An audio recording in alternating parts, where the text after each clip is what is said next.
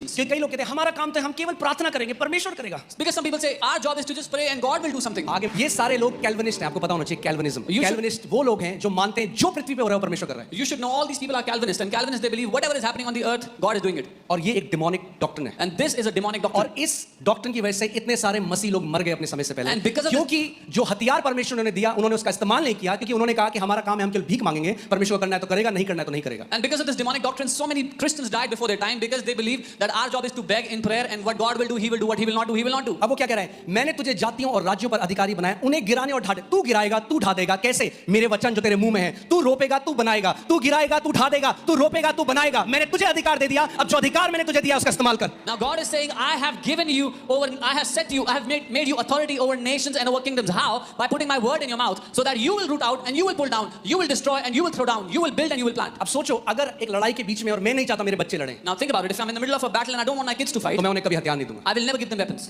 मैं लड़ूंगा हथियार उनके लिए। I will fight with the weapons. मगर अगर मैं अपने बच्चों को हथियार दे रहा हूं, इसका मतलब मैं चाहता हूं मेरे बच्चे भी मेरे साथ उस लड़ाई में योगदान दें। But if I give weapons to my children, that means I want my children to also take part in this war. पौलुस कह रहा है क्योंकि हम एक आत्मिक मल्लयुद्ध में हैं, आत्मा की तलवार को उठा लो भैया। Paul is saying because we are in the middle of a warfare, take up the sword of the spirit. तभी अधिकार ले पाओगे। Only then can you take authority. Okay? So काट डालने के लिए To chop them off.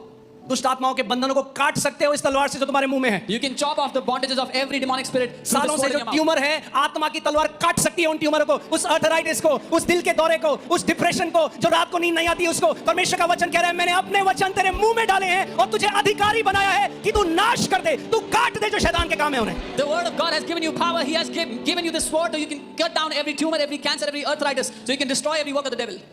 मुझे बुरा लगता है बहुत, आजकल इतने सिंपल कई मसीह यूट्यूब में जाते हैं जो भी सिखाया जाता है। I feel so bad. So many believers go to YouTube and gulp every wrong teaching that they see. हाँ जी आप सही कह रहे हो। Yes, सब you're right. परमेश्वर करता है। God does everything.